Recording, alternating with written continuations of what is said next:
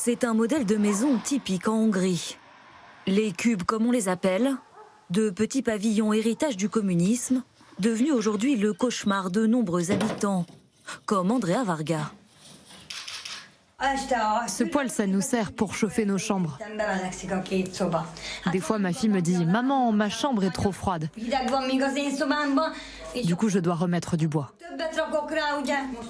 Une passoire thermique, devenue ingérable pour cette mère de famille célibataire.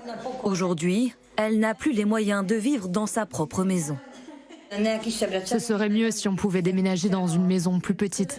Parce que là, je ne peux plus payer les factures. Celles de gaz et d'électricité sont beaucoup trop élevées. Nous ne sommes que deux à vivre ici car mon mari est décédé et le peu d'argent que je gagne ne suffit pas. J'ai déjà des arriérés. Cause principale de cette flambée des prix, la guerre en Ukraine. La Hongrie est ultra dépendante de la Russie.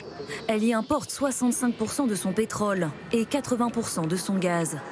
L'inflation dans le pays dépasse aujourd'hui les 21%, une première en 25 ans. Dans ces conditions, difficile de tourner le dos à Moscou.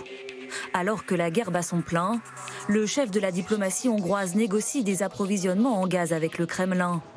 Viktor Orban, lui, accuse les Européens de viser la Hongrie à travers leurs sanctions contre la Russie.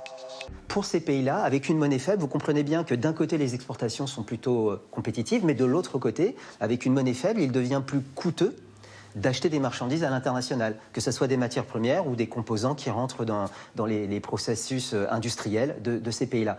Et donc voilà comment deux pays, étant un peu des passagers clandestins en quelque sorte du point de vue de la monnaie, puisque jouant sur des taux de change plutôt faibles, se retrouvent piégés par un retournement de la conjoncture mondiale.